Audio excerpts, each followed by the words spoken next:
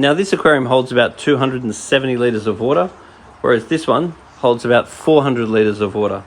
So looking at the state of this tank, I would consider starting fresh with the water. So what I would do is use RO water to fill the aquarium, and then I would put a high quality salt mix like Royal Nature salt mix. Then I would get my salinity to 1.020. I would check the salinity in this tank, assuming it's probably slightly higher than that. Then I would, once I've got the aquarium running, I would then consider getting some new sand or washing that sand, because it's probably full of crap. Then the next thing I would do is remove the rock out and put the rock in once you've established and made sure that this water's all good to go. Then I would move the rock across once the temperature, pH and so forth is right. I would either wash the sand and start with nice fresh sand, or I would just buy some new sand just to start off fresh, because old sand is often half disintegrated and looks like crap, and you really don't want to start with a crappy tank. Then the next thing I would do is take all the biomaterial out of the filter, and I would introduce it into the sump, so you've got some good bacteria from the old tank. I would also get some marine pure or a better quality biomedia that I would put into the sump.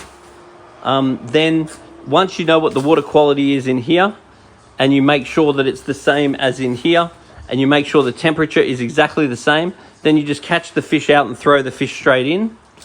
And you definitely want to be prepared to do that at the same time as you do the rock, because you got to be careful when you remove the rock. This tank does not at all look like it would be a problem, but sometimes when you pull the rock up, you pull all the crap out that was underneath the rock. So you really want to make sure that you do this changeover at the same time.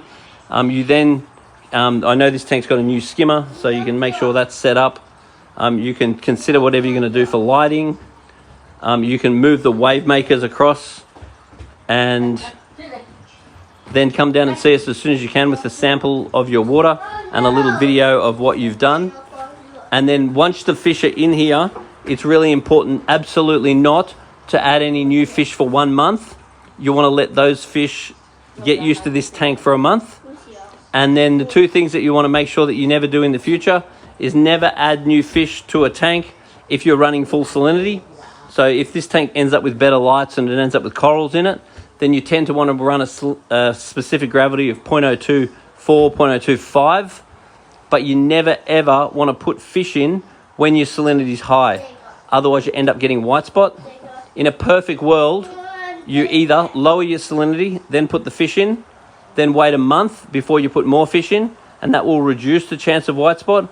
Or in an even better perfect world is actually have a quarantine tank.